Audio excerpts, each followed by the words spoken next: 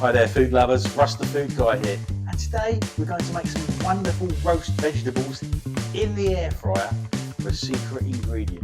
We're going to be using a red onion, some peppers, some mushrooms and some carrots.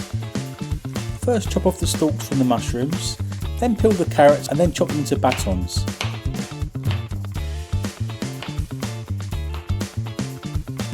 Take the stalks off the peppers and then take out the pith.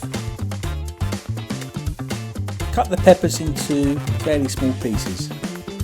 Take off the top and bottom of the onion and then cut the onion in half. Then peel the onion into two.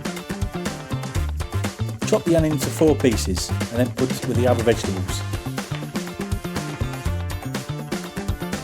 Add 3 tablespoons of olive oil and the secret ingredient, apple cider vinegar 1 tablespoon, 2 cloves of garlic, salt and pepper.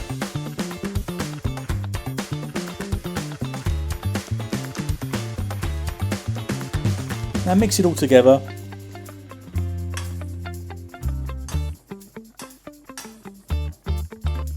and put it into your air fryer. Put it in the air fryer for 25 minutes at 190 degrees centigrade.